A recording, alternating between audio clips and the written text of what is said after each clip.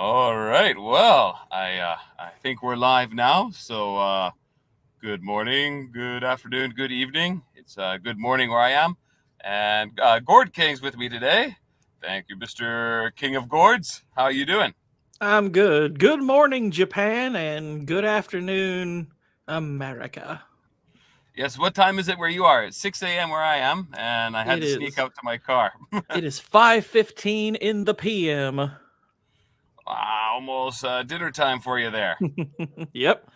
I All was right. scarfing down some soup right before I came on here. Nice. All right. Well, let's do our official opening. And 3, 2, 1, let's go.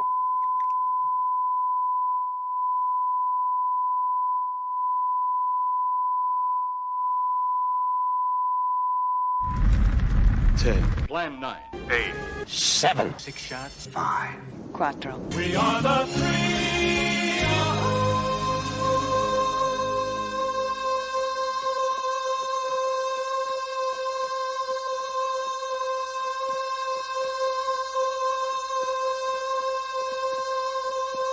Migos. 2 more mother humpers. One ring to rule them all.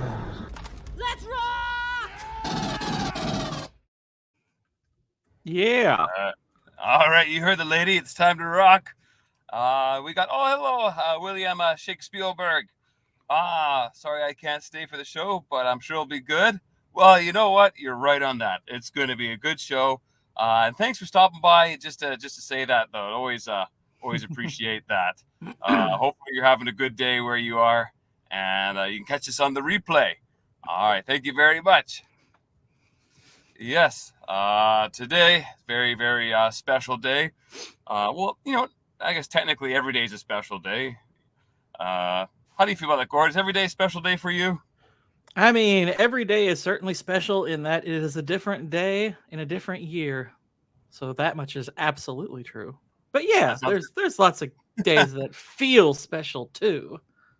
That's right. Yes, and technically we're always in a different part of space as the Earth hurtles around the sun, and the sun hurtles around the galaxy, and the galaxy hurtles around the universe. But that's neither here nor there. Well, I guess technically it's here and there. But anyways, yes. I for one love this film. Yes. So do I, and obviously, As all the wise people do. yes. If you're wise, you definitely love this film, and I absolutely love Mad Max Fury Road. Heck yeah. So as we get into it here, I just want to quickly go over kind of your general history with the series. So for myself, of course, born in the mid '80s, we had Mad Max 2. I believe it's called Mad Max 2 in Australia, but we call it the Road Warrior in Canada. Mm-hmm. And we had the Road Warrior on tape. I think it was on TV, so we recorded it in 1988 or 89 or something. And I rewatched the Road Warrior 1,000 times as a kid. So I got that movie burned into my mind. And I didn't even know about the first one until about I'd say 92 or 93. And then I was like, what? There's more than just one Road Warrior? And I'm like, what? It's called Mad Max? So then I watched the first Mad Max, and what's interesting though is being a kid and growing up on the Road Warrior. As a little kid, when you first watched the first one, you're actually a little disappointed. This isn't exactly the Road Warrior feeling. It's still good. Of course, as an adult, I love it. I'm like, no, this movie's fantastic. I love the first Road Warrior as well. I'm sorry, I love Mad Max and Mad Max 2. Let's go by their official names now. So I love both of those. Obviously, the first one, it's got I'd say a little more of a dramatic tone to it, and the second one is more bombastic and just straight action.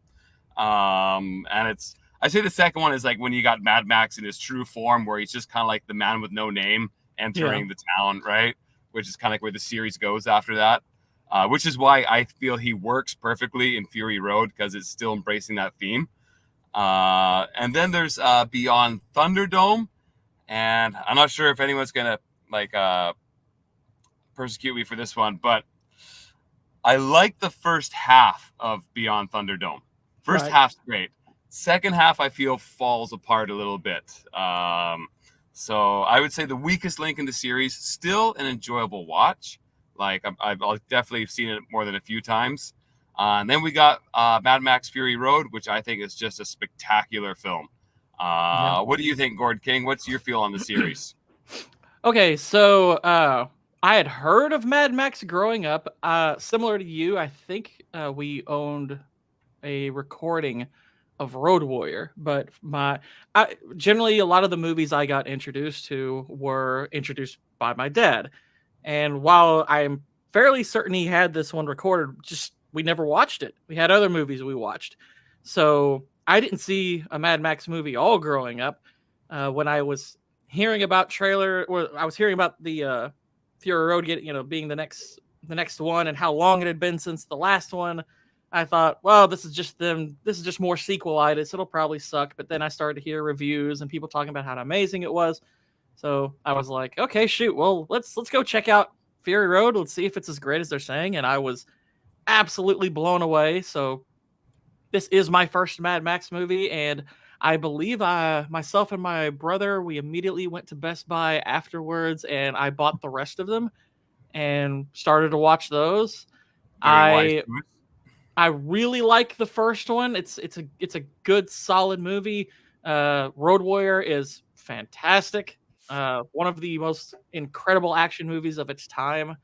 I think Beyond Thunderdome is a little over criticized, but I do think it's not. I would say it's just an okay movie still. The first half absolutely is the better part of it. The second half almost feels more like something like The Goonies. And you can tell it's not directed by George Miller, at least not fully. Yeah. I think he was around to direct part of it, because there's a chase scene near the end which is actually pretty excellent, and I'm fairly certain that was him doing that. But there's things about he was George Lucasing it kind of a little bit, like with like Empire Strikes Back and Return of the Jedi, where he's around, but he's not exactly on the gas pedal. Yeah. I mean, and it's like, I don't think it's a bad movie. I think it's okay. It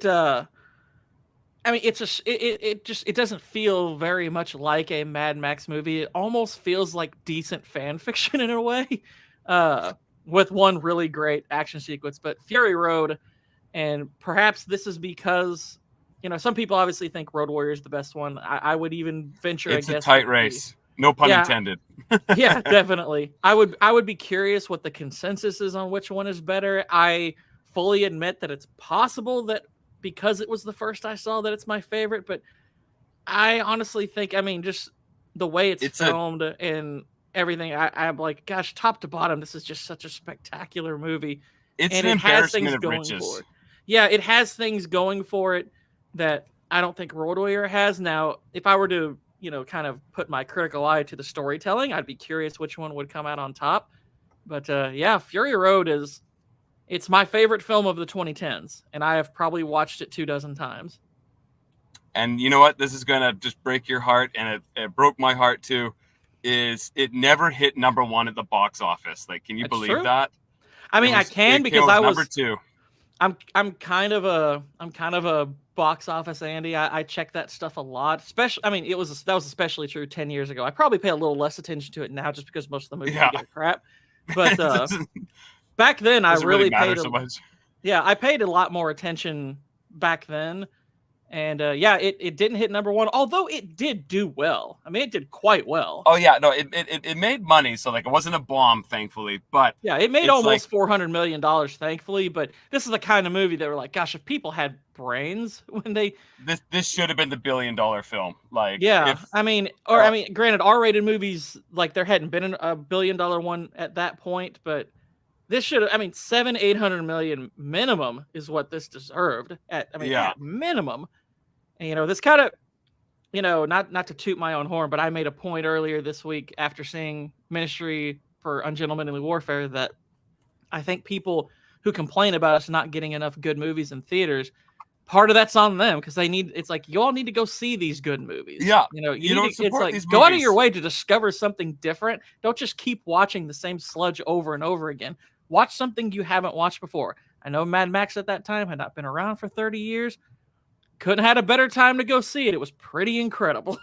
Yeah, and this was like as we were saying, like there were so many like legacy sequels and reboots and stuff, and this was just kind of like I'd say almost like at the not at the start, but it was before that sludge reached the crescendo, right? Like and it's like out of all the late reboots that have come out, this is like by far, like hands down, no question about the best one.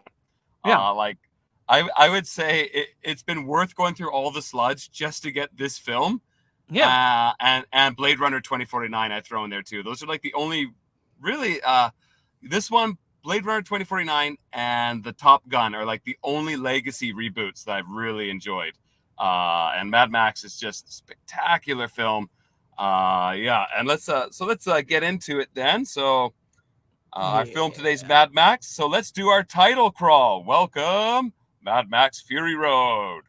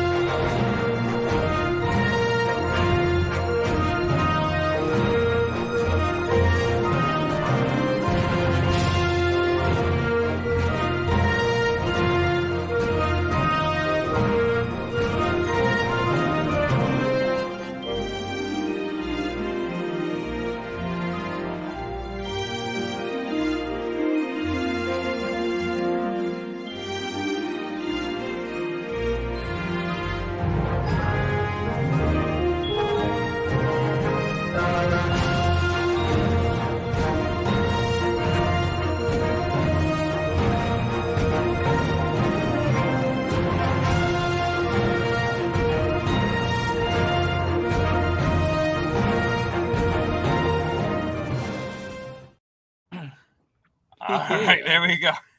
So yes, spoiled the ending there for everyone, but yeah, he doesn't eat dog food in this one. He does kick a can of dog food at the very beginning, but we do not see him consume it. He does eat a lizard, and Nux, which is one of the weird war lizard boys. too. What was it? Did it have like? I'm trying to remember if it had 2 heads or 2 tails. Yeah. I think it has like had. Oh man, I'm trying to remember now. Yeah, it's got 2 of something. Like it's a classic like mutated Fallout type of lizard. Yeah. And then also Nux eats a bug. Yep. Which I love that scene. Like and to me, like when Nux just to jump into it around a bit, when Nux eats that bug, I was watching like, this is like a Marvel joke done right. We just kind of had like maybe the most like emotional moment of like one of the more emotional moments of the movie, and it's just kind of slowly going through the emotions there, and it just zooms into Nux, and he's actually like I think he's got his arm around the girl and actually kind of feeling some warmth in his life for once. And this little bug just crawling up right. He picks it up and he's looking at it. A little bit of wonderment in there because they don't see many living creatures, and then just snack time. Like I almost would look at that as more. It's not even necessarily a joke. It's humorous, but it's humorous. I think it is a thoughtful moment. It's just it's kind of introducing you to, despite this is a thoughtful moment, but this is an odd world. So it is funny under a certain context, but I don't think it's intentionally any kind of joke. It's just isn't this kind of weird? It's good humor because it's humor through the context of the established universe, right? Yeah. Like it makes sense why he would eat it in the universe because like you're hungry and food is scarce. But that is one thing this movie has going for it. It actually, people never talk about this when they talk about the movie. I mean, but it actually has more than a few funny moments in it that, they're not necessarily laugh out loud funny, but, at the very least will make you smile a bit. Couple will make you chuckle. It's like, it has some laughs in it. It's outlandish and it's just, and it's just so bizarre and it'll make you smile. And actually, I was just kind of thinking, one thing I love about this movie, well, there's more than one thing, is what it has going that a lot of post-apocalyptic films don't, is the people in Mad Max look post-apocalyptic. They're dirty, they're greasy, they're sweaty. You got like so many like extras and people that are like missing limbs and scars, and it just looks like a rough world, like a horrible place to be. Yeah. And there's just too many like you see movies that are supposed to be post-apocalyptic or something, and like people are come off too clean, and you're like, I don't really believe it. life's that hard for them. They look like Hollywood actors, you know. But here, I just love it when the old lady's checking out one of the girls' teeth. She's like, "You got all your teeth," because they're like, you know, they're like Morton Joe's prizes, right? So like they're like, and I like that how the contrast where like they've been. Yeah, I was about to say the same thing. Is the fact that everyone does look like they're in a post-apocalyptic world makes these women stand out. It's like you understand why they're valuable just by looking at them. You're like, whoa, these. I mean, when he first looks at them and they're like, you know, washing themselves off, it's like, you know, it's fantasy like. It's almost like, you know, he almost like it's like you almost wonder if Max is like, am I seeing a mirage right now? What is this? You know, because these women look out of place almost because of how beautiful they are. They're very striking. And you know, they've been cherry picked by Morton Joe, and they've been brought up and like raised obviously in like that cage essentially, right? So they've been like separated from the rest of that world, but they've also been prisoners, right? And it's and again, like sex slaves basically. They're sex slaves, yeah, and it's that's a believable context in this universe that's established that women like that would be essentially, you know, taken by warlords and become sex slaves. Yeah. So that's why some people come off, they're like, oh, it's a feminist movie, blah blah blah. I'm like, that irritates me so much. Yeah. I'm like, tell me you don't understand the point without telling me you don't understand the point of the movie. Yes. It's like, okay, yes, is the Morton Joe society a male dominated, you know, basically dictatorship? Well, yes, it is. And it's like, yes, a all male dominated society. Newsflash, everyone, you don't have to be a feminist to realize that's actually bad. If every single aspect of power is dedicated to men, they have every single ounce of say, and there's no value to the women. I mean, look, most people would consider me probably pretty sexist because of my views on, you know, they probably would, because I have a very biblical way of looking at things. I do think men should be primarily the leaders of the household, government, all that stuff. But we obviously value women very, very much. They're not merely breeders. It's, you know, we don't. Everyone tries to say, "Oh, yo, it's Handmaid's Tale." It's like, no, that's not how it goes. But this is taking things to a very wild extreme. It's like, yes, that's bad. But guess what? And it's later when you see an all-woman society, it's collapsed. It's nothing. Yeah. It's horrible. That's actually a good point. Is like, yeah, because you got like the all-male dominated society, which is a nightmare, and then you got the all-female society, which is like collapsed in on itself, and it's like, they're all like, oh, it's the green place, it's the land of the many mothers, and they get there like, yeah, it's wasted. It fell apart faster. Yeah, it's like, oh dear, it completely went away. And then it's like there's a, if you haven't seen it before, there's a great video.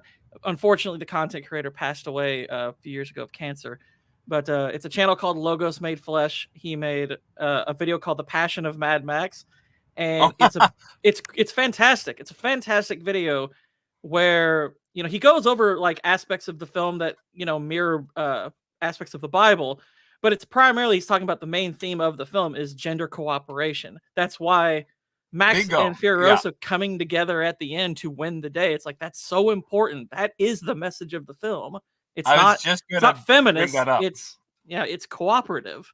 Yeah, I was just gonna bring that because it's like by the end of the film, Max and Furiosa are like equal partners working, and they both have their strengths and their weaknesses, and like working together is actually how they break through and are able to, you know, get back to the Citadel and essentially, you know, overthrow Morton Joe. Yeah, no. And if you look at the arc when they first meet, there's that mistrust between the genders that very much would make sense in that world, particularly in that particular region.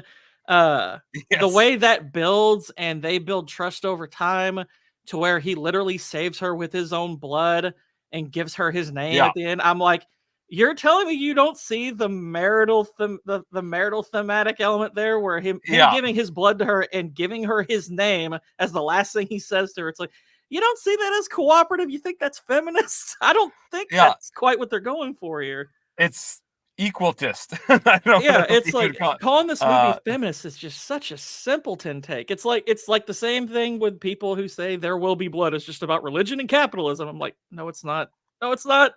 That's not the about main so thing much that more. movie's about. There's so much It's more you can get from these. it's a very, very superficial, ultra surface view take on the film for sure. And it's like, and also like them becoming partners flows so naturally in the film from the start, where they 100% mistrust, and they got he's got the gun pointed at her and the other girls for like 20 minutes in the film. He never takes his eyes off them, and then slowly they learn like to trust each other, work together. Like when she tells them like the sequence, right? Yeah. So the truck won't cut itself off, right? The kill switch sequence, and it's like that was the first real like bridge of trust, right? And Right. yeah, and it was great. And then like and then some people say like, oh, like Max, like he he's a passenger in his own film. And I got a couple things to say that. I'm like, well, first of all, Max has always been a vessel into this world. He's always been a man with no name who wanders into a different story, right? Yep. So that's very fitting with the theme. And then second of all, he's not a passenger in his own film. He is the pivotal moment of when he chases them down on the salt flats, and says, "What are you guys doing running away? Let's go back and get him." Like he's so pivotal in it. It's like he was not a passenger. He ultimately is he's the one who comes up with the plan to save the day. He's Yeah. the one that saves her life. It's like, okay, some people are like, well, she's the one who kills Morton Joe. And I'm like, she should be the one who kills Morton Joe. Of Yeah. course I was like, of course she kills Morton Joe. That she should. I mean, it's like, That makes that's the sense. guy who has oppressed her. I'm going to venture a guess, because I do think the film is more or less implying she probably lost her arm because of him. But even if not, it's like, look, it's like she's been under his thumb this whole time. She's rebelling specifically against him. It's like she should be the one who kills him. Yeah. That actually, it's like that's quite good. But this And idea hello that there, like White Bear too. I like Furry Road. I just want to say how many times I've accidentally said Furry Road to myself too. And yeah, you know what? it's a I good don't jest. I don't want to like look up Furry Road because I know somewhere out there's going to be a creepy fanfic with furries, so I don't want to even check that out. Yeah. Oh God. Yeah. And then the other thing that's good about having Max a little restrained and like it's barely even the first act, like it's about 25 minutes in the film, is it's nice having that character arc again. Just having Max come straight in and kick an ass like right at the start, that's not interesting. I like it where like we give him a challenge, essentially, a little not limitation, but like something to work his way out of, and then take charge. It's more interesting, I find, that way than just like it's like you actually want to it's like it's a good thing for your hero, or in this case heroes, to suffer. She suffers quite a bit. Nobody could, like, thankfully, even the people who I've heard detract this film a little bit have never accused her of being a Mary Sue, because you can't. But no, she's not a Mary Sue. Yeah, it's like, but similarly, I don't want him to be kind of the male equivalent. Gary Stu sounds cringe, but whatever, that's what it's called, I guess. And I'm like, I like the way they utilize him, because his suffering does have good payoff to it. Part of his suffering is learning, okay, he's a universal donor. That plays into the end. Yes, that's a huge, huge. Yeah, it's like all that stuff is actually pretty well and utilized. Also kind of going to your biblical theme. I wonder if there's any imagery with Max when he's out on the mat. Like, oh my God. Oh, universal donor is in blood that can cover all, you mean? Interesting. Yes. But wow, yeah, I wonder what that's supposed to symbolize. Well, even him, like, on the hood of that car, you could say almost as like, so cross, similar to, hanging from a cross. If you notice, like when he's finally free of that, he rises up out of the sand. It looks like he's rising out of the ground. And I was like, I think there's some pretty obvious symbolism there going on. So yeah, all that stuff pays off really, really well. There's a lot of rebirth symbolism in the film, and not just from Max either. Also from Nux, there's some rebirth. Even the thing people complain about, where he barely talks. I'm like, okay, number one, they overstate that wildly, because he has 3 times as many lines in this as he does in Road Warrior. But I know he barely talks. Like, you ever watch Road Warrior? He never talks in Road Warrior. Yeah, because I remember after I saw Fury Road, I heard some people complaining about that. Then I watched Road Warrior, and I was like, he talks so much less in this. What are people griping about? Everyone loves Yeah. Road Warrior, but he barely says a word. But Yeah. and It's but yeah, it's essentially like Arnold in like Terminator 1, where it's just like he's a he presence, speaks. he's there, but he only speaks when he needs to speak. Yeah. Yeah, but I mean, the film in general is very dialogue efficient. There's the dialogue is very quick, it's rapid fire, and there's not a ton of it in general. Like even Furiosa doesn't even have 100 lines in the film. I think she has like Yeah. 80 something. I think Max has like 60 something. Oh, it's just so But action packed. It's But like him being a loner in this kind of world, it's like it would kind of make sense that he would sound gruff, like somebody who's not even practiced in talking very much anymore. And I think the yeah. other films have kind of played to that. So I'm like, yeah, I wasn't bothered by any of that. I thought it was Here, fine. you know what? We got another one. Another pal has come to the stage. Let's invite Sci-Fi Sith Dan. All right. Well, hello there, Sci-Fi Sith Dan. Hello, Cinema. It's been the first time I've been on your live stream. Yes, welcome. We do have some rules here. That is the first time you're on the live stream, you have to give the host a nice basket of soaps and wine and cheese. Gee, and how about a brand new car to throw in there too? That's a good idea. I wonder anything about that. All right. No. Hey, here.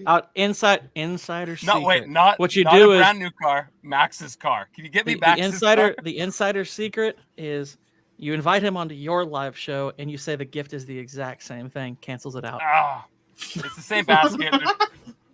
Listen, the cheese is moldy, the wine is vinegar. The soap still smells good, but it's the same basket. It's been going around for decades. All right, and actually, you know what? Since you're here, I'm going to do the Japanese word of the day before we get too deep into it. So here we go.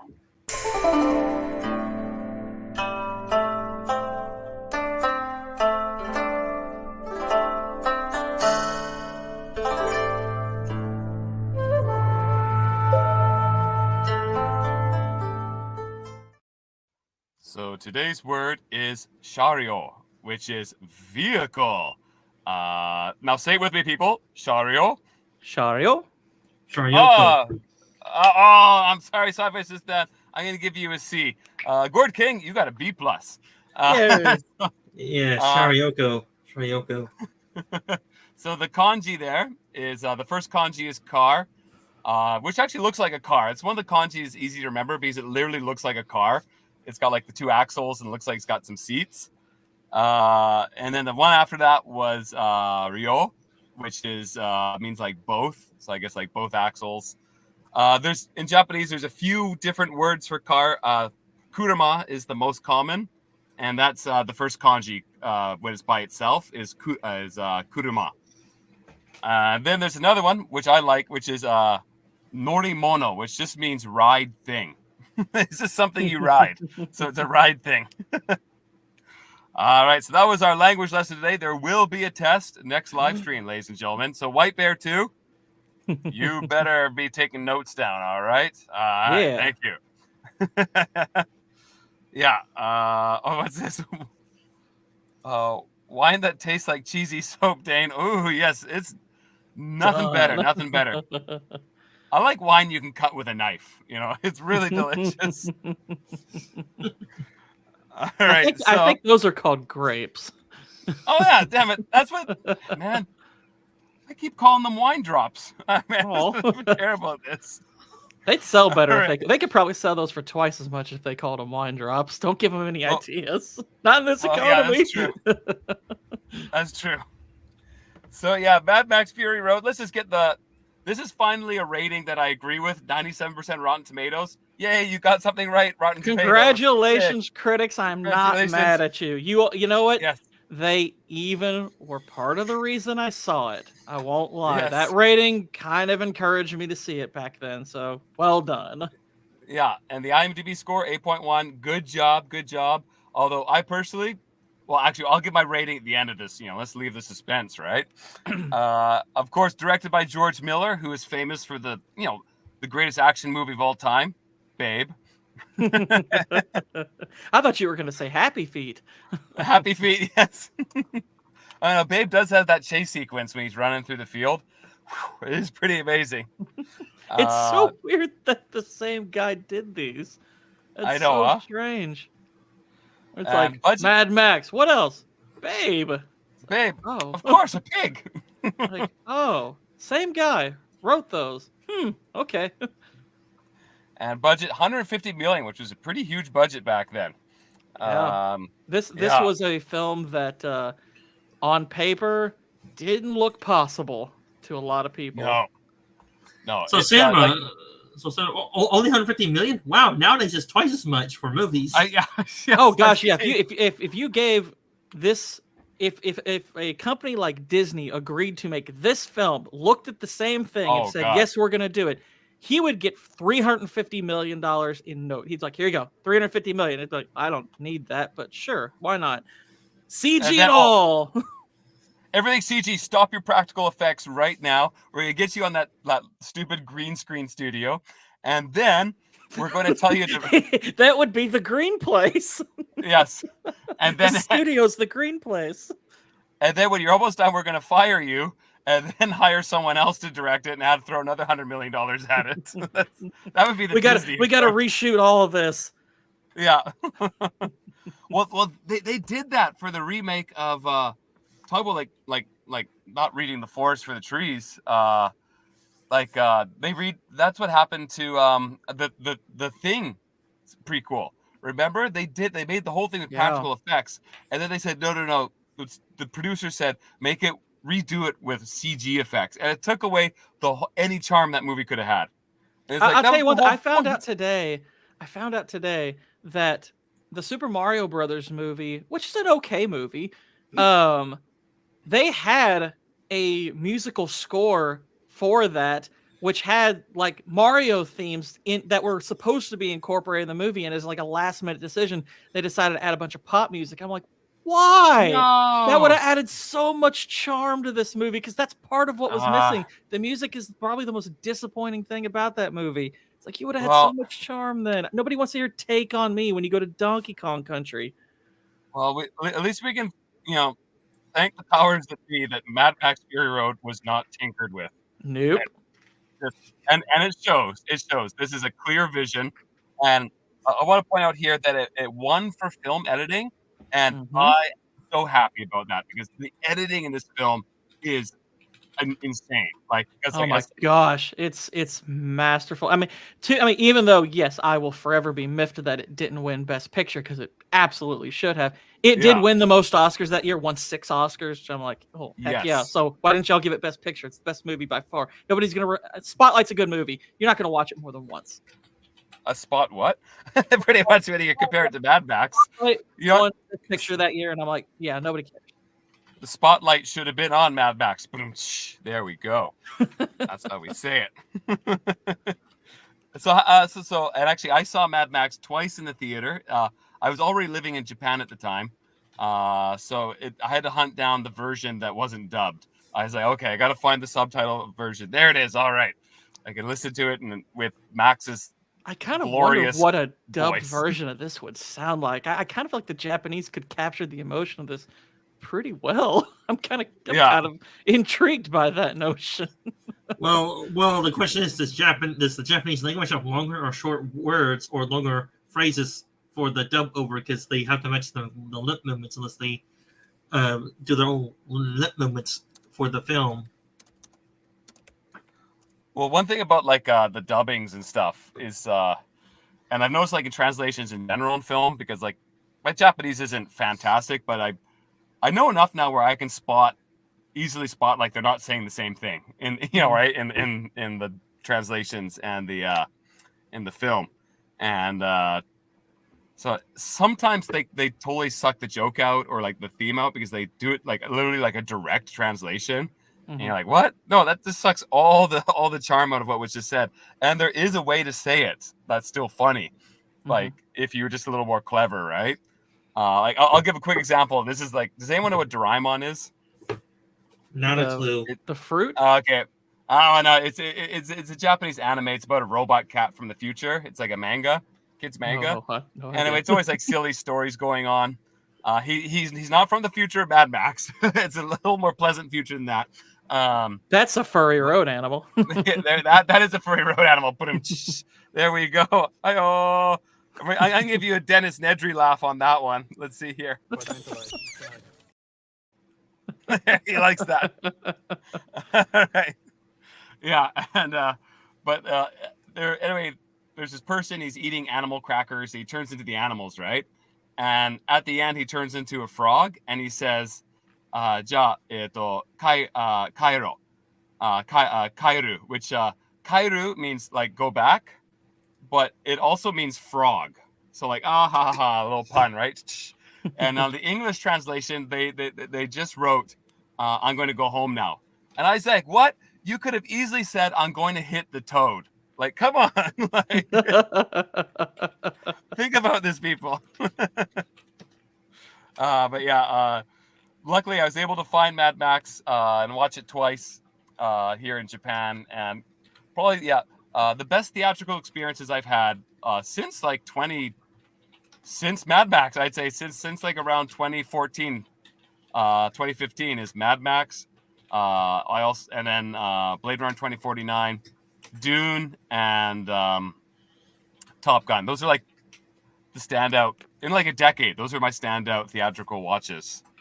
Okay, yes, so real quick, and this is going a little bit backwards to the Oscar thing, because I was curious, and now I'm a little bit upset because I knew it didn't win. I knew in 2016 Oscars, that was the year that Ennio Morricone won Best Original Score for Hateful Eight. I'm fine with that because it is a Lifetime Achievement Award, even though this film's musical score is way better. Oh, I love the musical score in this film. It's fantastic. And again, like it didn't the atmosphere. Even get nominated. No way. Okay. No way. The musical score the didn't get nominees nominated? were Hateful Eight. Okay. Sicario, fantastic. No problem with that. Bridge of Spies, I don't remember it very well. It is Thomas Newman. He's one of my favorite composers. Okay. I'd have to go back and rewatch it to remember. Carol and The Force Awakens. And I'm like, no. Force, oh God, no. The musical score to this movie is, it's so incredible. It's so good. It is so freaking cool. It's one of the best musical scores ever. It's like top 20 all time. It's so amazing. Didn't even get a nomination for it. Oh my goodness. Now that is painful. That is painful. So let's go down the cast. That's like a dagger to the heart there. Oh my God. We gotta lift ourselves back up. Let's lift ourselves back up. Let's talk about the cast because the cast is fantasticals. Tom Hardy, love Tom Hardy, and he was like, some people are upset. It's like, why isn't what's his name? Mel oh my Gibson? God, Mel Gibson. Why isn't Mel Gibson coming back? And it's like, I don't know. He's old at the point. He's old. He's kind of old at this point. He was kind of old, and this was also like, I believe, like soon after a lot of his more questionable comments. Well, no, it was before that. He was considered toxic at the time, and I'm like, okay, I get that, but I mean, he was in his 50s. I mean, granted, do I think he could have done it? Absolutely, he could have done it, and it would have been fine. But Tom Hardy had his blessing, and kudos to Tom Hardy, who didn't give a crap about all that stuff. Like literally went to Mel Gibson. George Miller even talked to Mel Gibson about this. Yeah. They had his blessing. I was like, okay, then I'm totally fine with it. And Tom Hardy's great in the role. Yeah. Tom Hardy is pitch perfect for it. Like again, don't get me wrong, I really like Mel Gibson. I love his movies. But again, more so his older productions. Is in the 80s he was top notch. 80s and early 90s, that's when he was at his peak. But Tom Hardy is the spirit of Mad Max. Like he's so perfect for it. This might be like my favorite Tom Hardy role, and I know that's going to be crazy. Really, He was in production 17 years. Hey, hail there, Admiral Teague. Nice to see you. Really, right. Really, I thought Bane was his favorite role. I mean, I think he's great as Bane too. I don't know. I'd have to think Bane's about great. what my favorite role of his is, but I would say I prefer this one over Bane. Now, part of that is just because this is a way better movie than The Dark Knight Rises. But what I find funny though is you got in Bane, Tom Hardy's the one I was gonna say the Dark Knight. Tom Hardy's the one that you can't understand with the thing on his face, and in this movie, it's a Morton Joe's the one you can't understand with the thing on his face.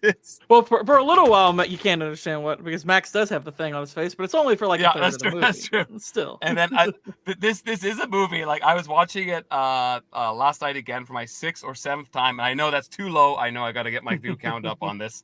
Have had kids for a while. Which takes away a lot of my viewership hours. But what is funny is oh, come on, brain.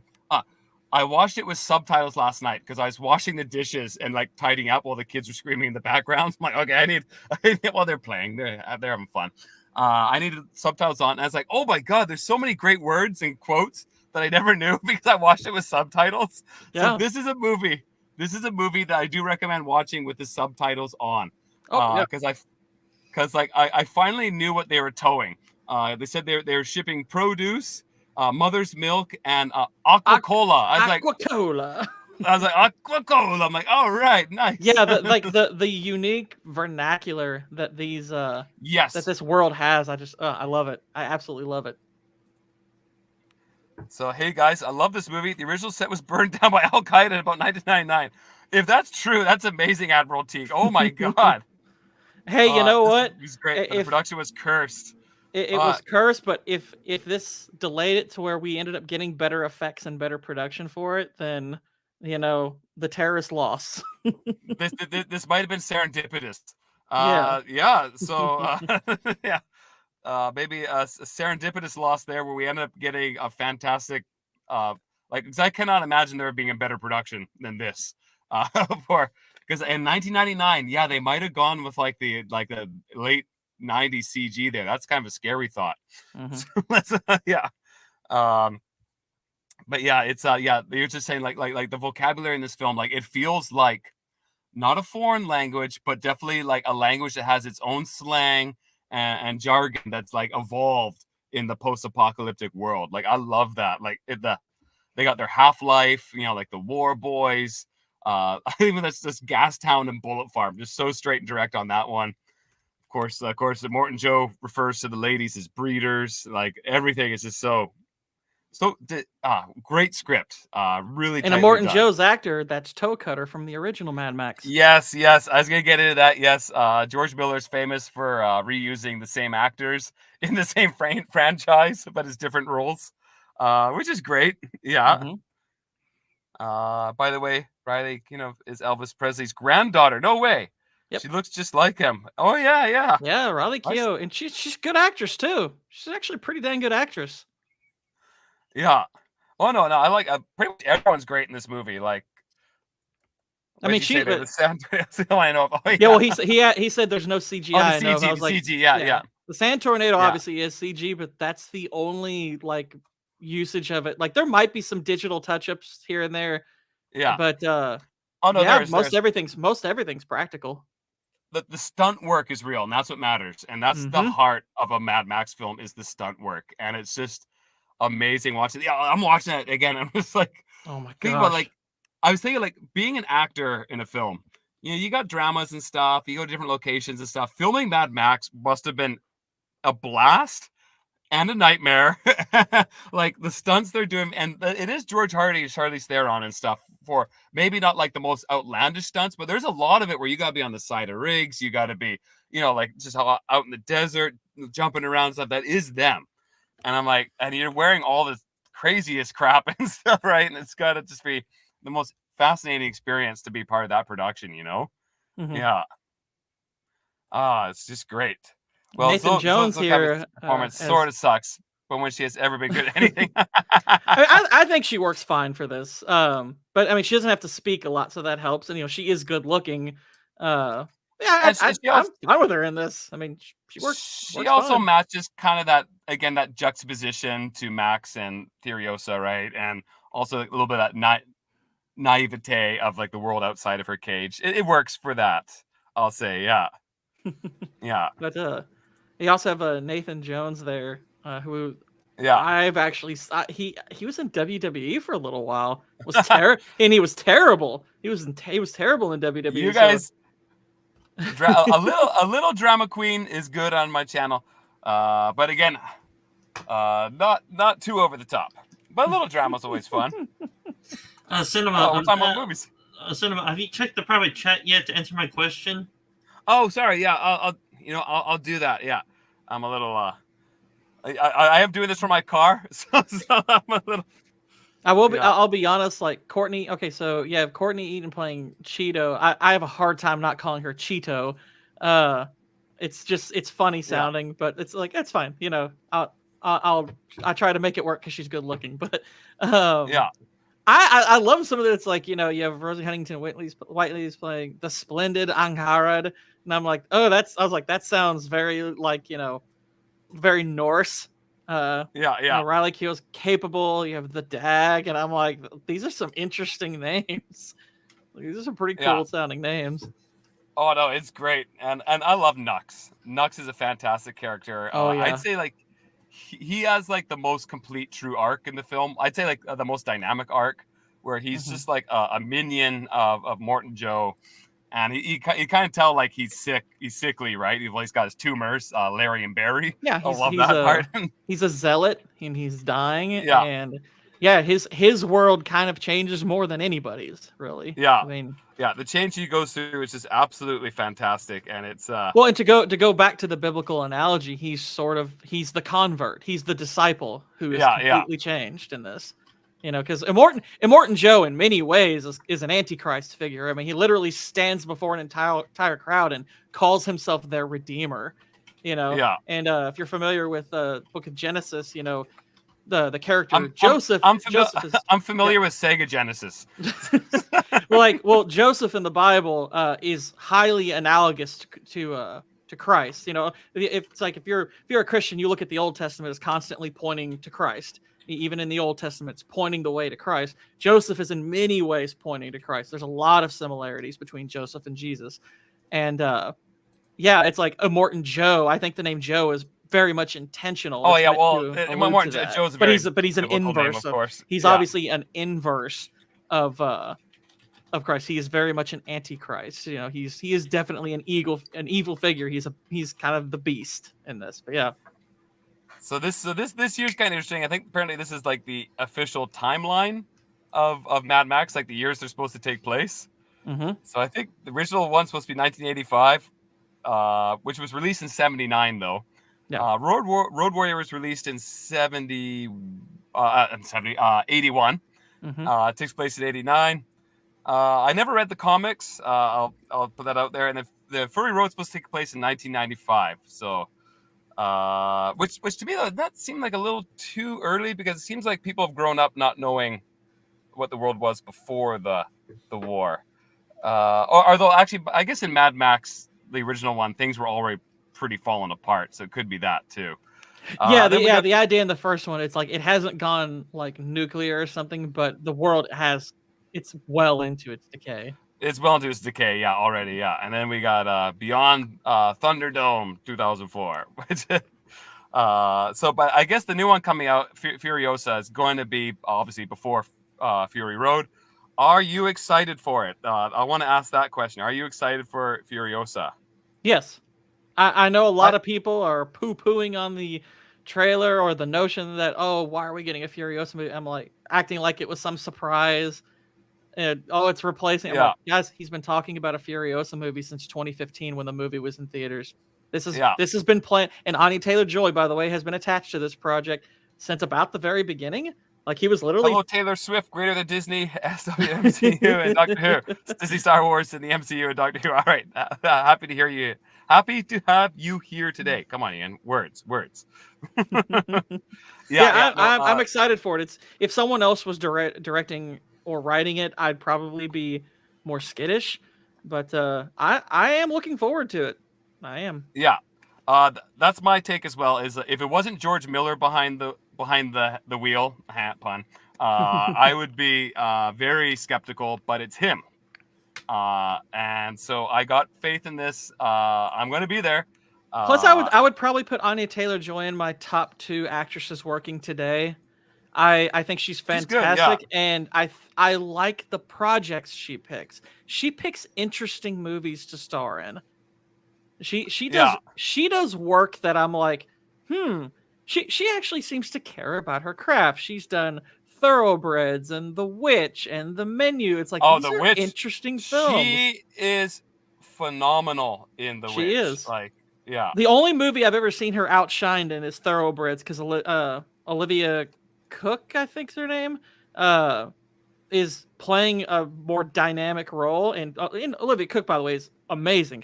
I just want her to be in more stuff. If you're not familiar, she's in House of the Dragon, but I think that's her name, Okay. Olivia Cook. But she's fantastic. They star alongside each other in that movie. Highly recommend Thoroughbreds if you've never seen it. Great film and very interesting. I've never seen Thoroughbreds. I got to see it, and still got to see House of the Dragon. I got to catch up on a lot of this stuff. And if you have you seen The Menu? Yes, I have seen The Menu. Yeah. And of course I've seen The Witch. Absolutely love The Witch, but man, it's almost like too frightening for me to watch again. That's a freaky movie. Yeah. Another thing about Mad Max that I want to say that I love, and it's in good sharp contrast to so many productions today, is just the color palette. The colors are so rich and so sharp. I don't want to say it's not oversaturated, but it's just the colors are bold, like the blues and like the oranges and the yellows, and this is like in an age recently where everything is like that Disney desaturated. Like, did you ever see like clips from like their stupid Peter Pan movie or like Aladdin or I watched I watched their stupid Peter Pan movie. Oh man, it's so dark. It's like, gosh. Why is it so dark? It like their films literally look like your computer's on power save mode. And you're like, come on. It's like, but Mad Max is bright and bombastic and in your face, and I just love it. I'm like, I love these rich colors. I think a good contrast to something, if you want something very recent, is like don't watch. Look at a scene of something like Rebel Moon and how lifeless the colors look. And there's a lot of different colors in that. The only I guess sort of semi-colorful scenes are the wheat scenes, which are silly and goofy, but like those are the closest things to pretty shots in the movie. But the majority of that film just looks drab and lifeless and dead. You know, even though like the modern sequel trilogy for Star Wars looked lifeless and dead, this looks for a post-apocalyptic world, it looks quite beautiful. Oh, it's gorgeous. And like, let's just say like the cinematography in general, it's breathtaking because like I love cinematography and I love editing, as we were talking, and like, well, if you ever watch my channel, hint those watching, just in case you haven't gone through my library videos, I got lots of different comedy skits on there and other videos.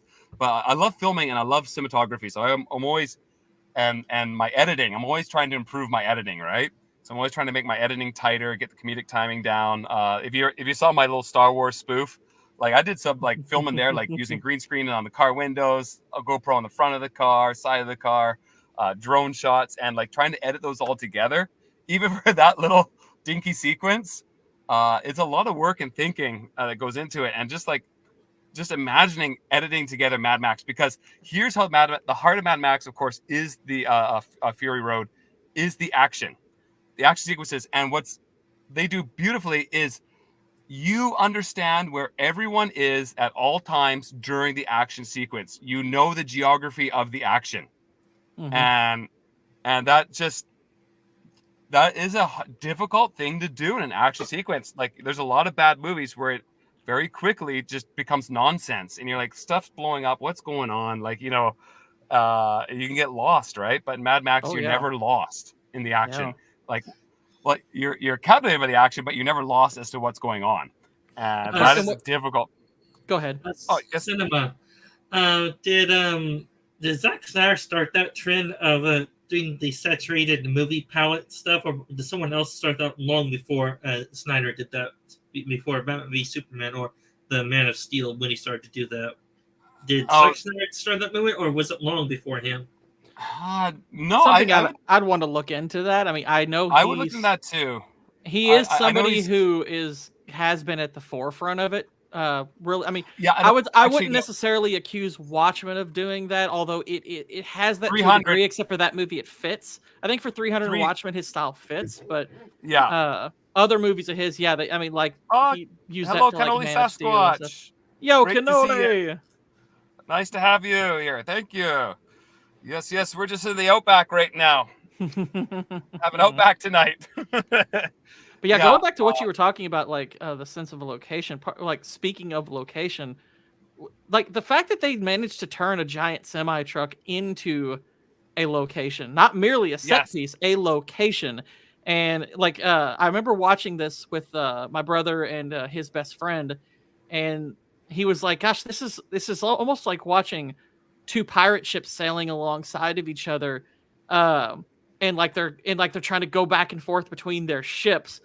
To take one try to take over the other and stuff. It's almost like pirate battles that you see like Pirates of the Caribbean. And I'm like, yeah, I think that's an interesting way of looking at these war rigs.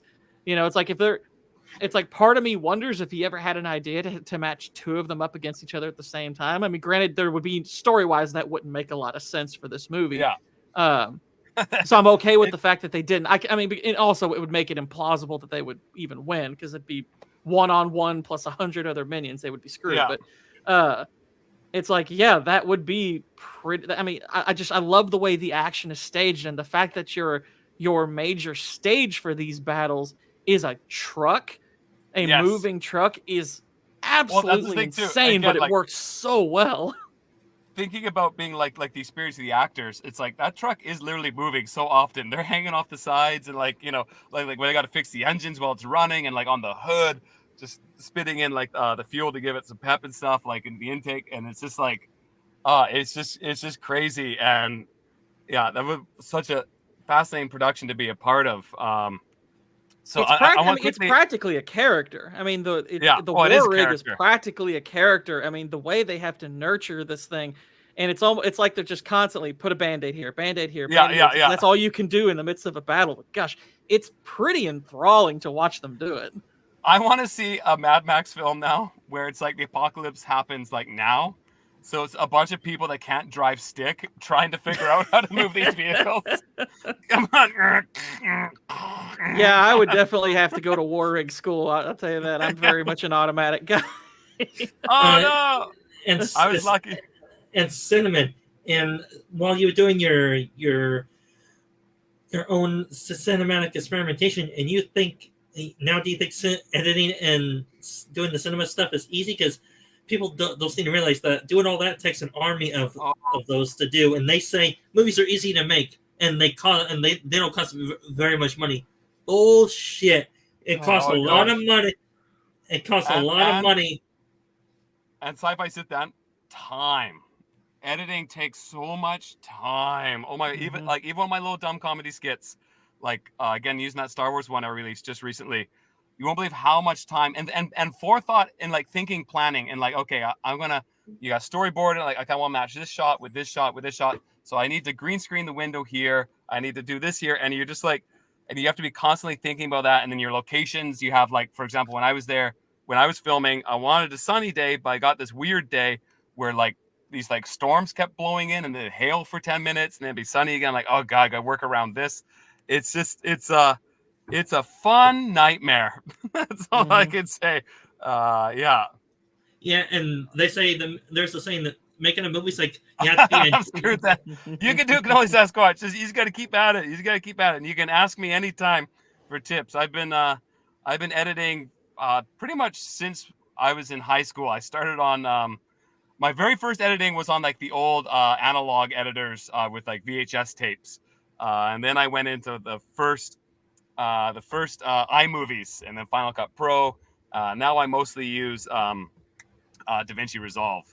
So yeah, I mean, if anyone knows my recent videos, you know, there's like my first Rings of Power video that had over 4,000 edits in it. You know, it's an hour plus long video.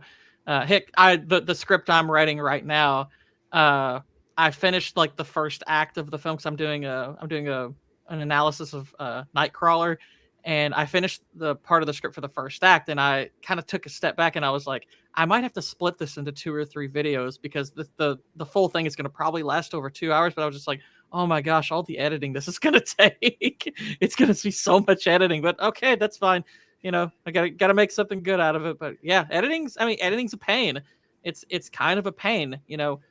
Yes, it is. And I would tell you this, that on one of my earlier videos on my channel, like I was doing a script read with different family members that provide voices.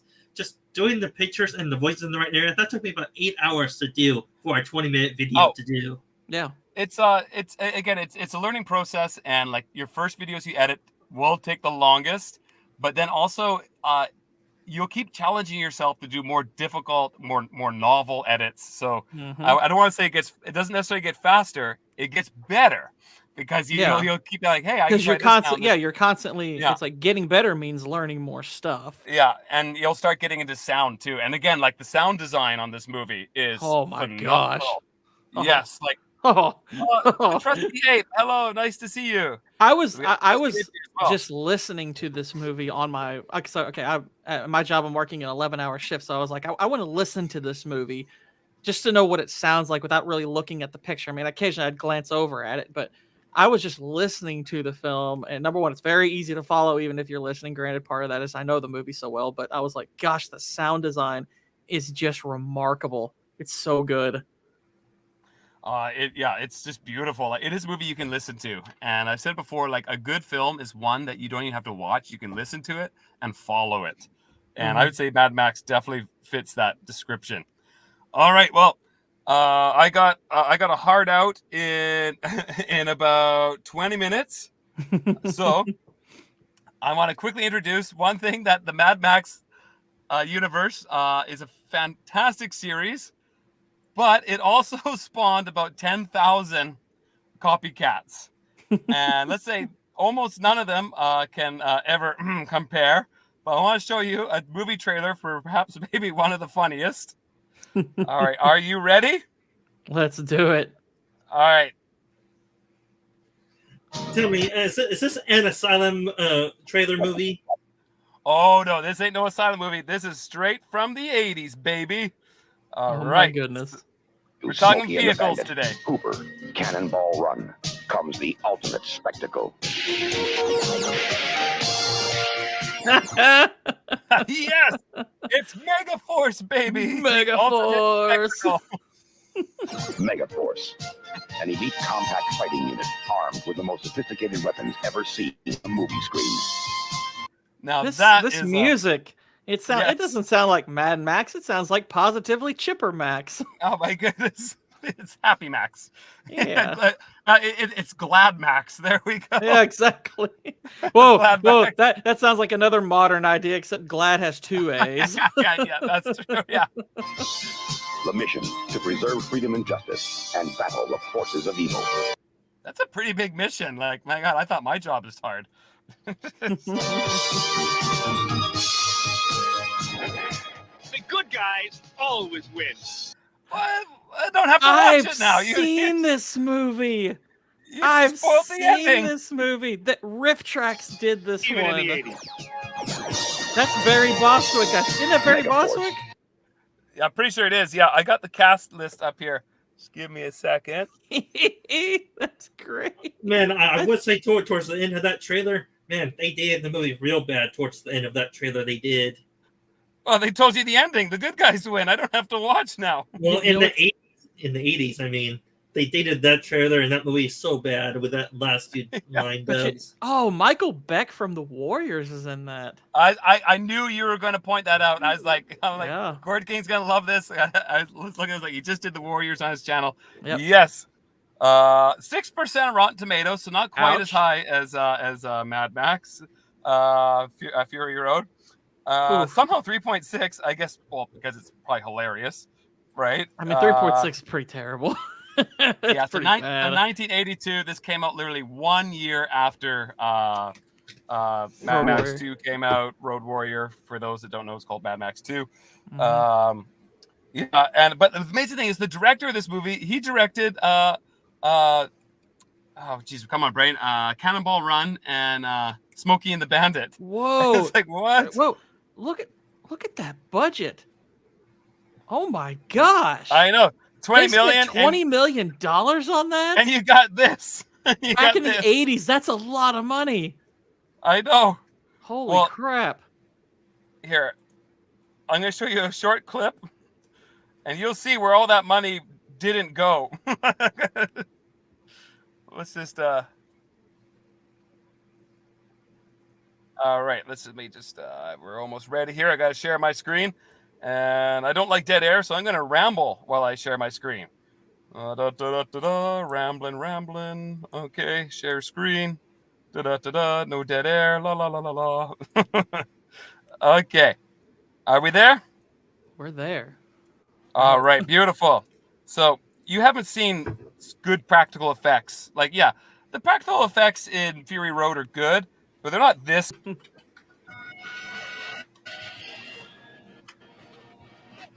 That's just a freeze frame right now. Oh, it's just a freeze frame? Yeah, I just see him frozen.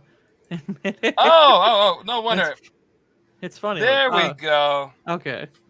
Thank you, Gord King. Okay, it's you and me, buddy. One. Uh-oh, what's going to happen? How is he getting on the airplane? Look at those wings. Like, it's probably a good idea that he checked those to make sure they work. I'm not. Yeah, I was like, I'd be a little worried too. Did that really come out? Oh, that's so slow. Oh God, we got the dry ice. It's the dry ice blower. There we go. I'm going to the kid's birthday party. All right. So, what the heck? Oh my goodness. Oh, Here we go. Here we go. We got liftoff. Oh my God. Oh man. This is what happens when you do the time warp one too many times. There we go. If you don't get that reference, you have to watch Rocky Horror Picture Show. But oh yeah, I would assume most people in the audience have. Now, I'm hoping everyone's seeing here. This is how you make films. Oh my okay. gosh. Here we go. Now that is excitement. Wow. We gotta. It's pretty much more the same, and the landing is amazing. Look at that coming in for landing. Oh no! Oh my gosh! There we go, our hero, ladies and gentlemen. Oh man, that is bad on so many levels. That is awesome. Cinema, people. That's cinema there. That's also what I call money burning on screen. Jeez. $65 million in today's money, people. $65 million. That is no small amount. Oh God, yes, there we go. 65 million budget, ladies and gentlemen. That's what you get. That's what you get. And Cinema, if you're able to, over your phone, I sent you in the private chat a few more links to possibly a few more Mad Max ripoffs. Oh, yeah. Well, you brought one up. You brought up Rotor. I've seen Rotor. Rotor's great. Yes. Phoenix, the Warriors. Yes. Wheels of Fire. Yes. But you know what's one you missed? And it's a fantastic one. And actually, I'm actually making like a detailed, like edited review of it right now. It's Battle Truck. Battle Truck is spectacular. I don't want to show it on here today because I don't want to spoil it. Because again, my review's coming out. It's third in my lineup. I got my Fallout review coming out, and then my next cartoon, and then Battle Truck. So it will be coming out. But out of all the Mad Max like 1980s ripoffs, I would say it's probably my favorite because it actually just crosses the line into a real movie. Yeah. Oh my God. Yes. Vex, hello. Thank you for joining. Oh my God. I mean, I don't know why she has to tell everyone, you know, I wouldn't call it a threat necessarily. It was more just stating my duty if she didn't show up. Now, it's like I am obligated to do so. I know she specifically wrote a 69-pound pumpkin. And I'm just thinking, those imagination's going all sorts of crazy places. That's gotta be a huge pumpkin. That's oh my God, it's the Great Pumpkin, Charlie Brown. Oh, it's great, baby. What are you doing on Vex's head, Great Pumpkin? Remember, if you eat out a pumpkin, you might get some seeds. So All right. Enough on that. Okay. So yeah, if you had to choose between the Mad Max series or MegaForce, what are you watching? I wanna mean, I mean, a difficult choice as it is. I'm gonna lean Mad Max ever so slightly. I mean, there's a time and a place for Megaforce. I get it. That kind of thing from time to. I mean, I'll give Megaforce this. I am willing to bet there is more care put into Megaforce than there is about 85% of movies made today. Probably. I will probably bet not that. wrong. Well, before we're done with Fury Road here, I do think we should take a time to remember all those that were lost in the outback. Okay, so let's take a minute of silence here.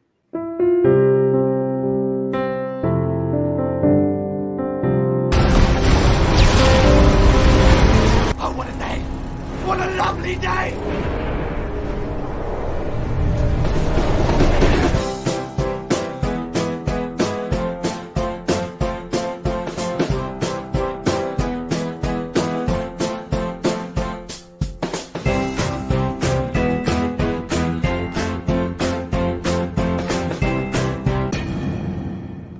Like, share, subscribe. Did you hear that? Yeah, I was gonna say a death montage for this movie probably would have been pretty long.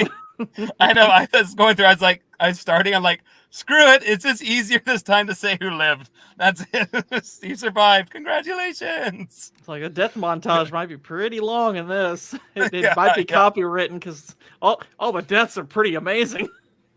I was gonna say, I'm just gonna play the whole film. Here we go. Just sit back, relax, and here we go. Yeah. No, there was no way I was gonna do it for that one. I was like, you know what? I'll spin the formula. Let's just do who survives. Good job, Max. Good job, Furiosa. Good job, ladies, and the little dude. Yeah. Gosh, Furiosa at the end there. Whew, looks like she's run into a Chris Brown or two in her life. I know. Again, makeup department, costume department. I believe these people live in a savage Australian wasteland. I buy it. I believe it, and I love that. And it's just nice to have that texture, that grit, that feeling in film, right? Because so much is just so shiny now, and chrome and smooth. Chrome, you will be chrome. And this may be a minor nitpick, but do they have the Austrian accent in the movie or not? I don't really think so. I don't think George Miller cared much if they did the Australian accent. No, I don't think so. I think the way he saw it is, so much changed that I don't think he was worried about it being maintained or anything. To be honest, I'm also not too sure. I'd have to rewatch the first one again. I'm not too sure if it technically takes place in Australia or if it's just kind of like. I think it does. I'm pretty sure it does, or at least it's intended to. Plus, I mean, Mel Gibson he was Australian, so. Mel Gibson was born in New York, but he was raised in Australia. Raised in Australia. Yeah. Or I gotta rewatch it for some. It could be one of those things where it's like never really given a specific name or place, but obviously it's Australian just because it's filmed there and Australian filmmakers, yada yada yada, right? So type of stuff. But yeah, absolutely love this movie, and if you haven't seen it, you gotta watch it. I got about 11% of battery life left because I'm in my car, so I don't want this thing to cut out on me. So this movie is a heavy metal opera on film. Yes, heavy metal opera. You know what I was going to call it? I was watching. I'm like, this is like a live action anime that's not trying to be a live action anime. That's what this is. Yeah, it has a lot of genre crossover in various ways. But yeah. I know the first time I watched this, I was like, I feel like I'm watching a heavy metal opera about some like old mythology or something. It feels like elements of like the Odyssey and things like that are incorporated. Yeah, should have a badass kangaroo boxing match. You're darn right. Hey, and hello, Furiosa. Thank you there, Coach ESD. How do you think she lost that arm? No, that was the dingo. The dingo took my arm. Dingo ate my arm. and my arm roll. This is a movie about cars, right? And we like, I love that chrome is like the greatest compliment in this universe. You will be shiny if they and started chrome. spraying Vegemite on people, I would have been like, no, this movie sucks. You will be thick like molasses and taste like ass. So tell me, Cinema, do you have the weekends off, or do you work on the weekends? I work about 6.5 days a week. I'm not joking. I got my main job, and then I got my part-time jobs in the evening, also weekend tutoring, and sometimes I do filming for the local cities as well around here for their own little websites, and I sometimes that's on the weekend. So, and then I got to take care of my 2 kids and take them to the parks. So as I always say, I want to be so much more active in all these YouTube communities and stuff, and I try and watch as much of people's content as I can. But man, I tell you, the time, actually, I'm going to tell a lot of it's at work. So don't tell anyone, okay? When I'm listening to you guys' show, I'm actually at my desk. So a little wink, wink, nudge, nudge, nose tap there, okay? So 14-hour shifts or 16-hour shifts over there? Because they say the Japanese people get overworked a lot more over there. Oh, they do. We do. But my shifts are pretty good. It's just regular school shift, but then I have my part-time work afterwards. All right, well, I'm down to 9 minutes of battery life, so we got to fire through this. Your final review for Mad Max Fury Road. I don't do this often. It may sound like I hand out high reviews a lot, but obviously I'm only 9 episodes in, so I'm targeting movies I love. Mad Max is a 10 out of 10. How about you, Gord?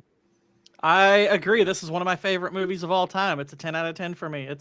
It's one of the greatest action movies of all time. It has one of the Mount Rushmore female action heroes of all time in Furiosa. This movie is freaking awesome. I adore it. Yes.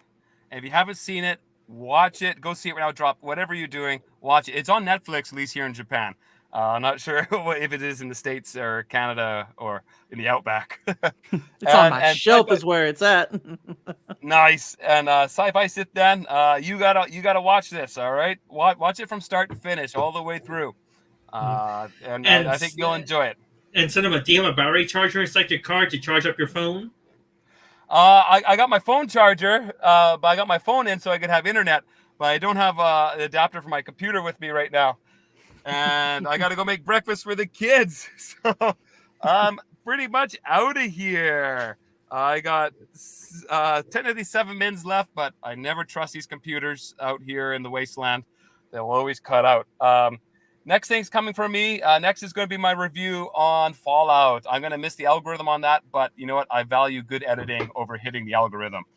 How about you, Gord King? What's next for you? Tomorrow, or not tomorrow, excuse me, Saturday. Monday at 9 p.m. Eastern Time, I will be on Cannoli Sasquatch's channel. We will be talking Lethal Weapon 2 on my channel Tuesday at 9 p.m. We're going to be talking Star Wars Episode 1, The Phantom Menace, because it's May the 4th week. And, all right. Be on the lookout for my video on Nightcrawler. That is in the works. I'm definitely tuning in on that one. And I got to get on Cannoli's channel one of these days. That's And how about you, Sci-Fi Sith Dan? What are you up to? Possibly going to join a live stream later today on a channel called Pop Culture Curator, if he's doing it tonight, from Rumblings of the Lab. Beyond that, I'm going to do a little editing on a video up on YouTube on early Monday morning. Cool. Excellent. We'll have to take a look at that. Well, so everyone listening, if you're not already subscribed to the Gord King and Sci-Fi Sith Dan, make sure you do so. I want to thank both of you guys for being here. This is a lot of fun. Sorry for kind of rushing it at the end here. Technology and and also hungry mouths to feed. Those kids, I need to get them dog food and lizards and bugs. That's breakfast today, and Mad Max breakfast. Yeah. All right, you guys. Thanks a lot, and I hope to see both of you guys on here again soon, okay? Definitely. All right, see ya. All right. See Later. you guys. Cheers.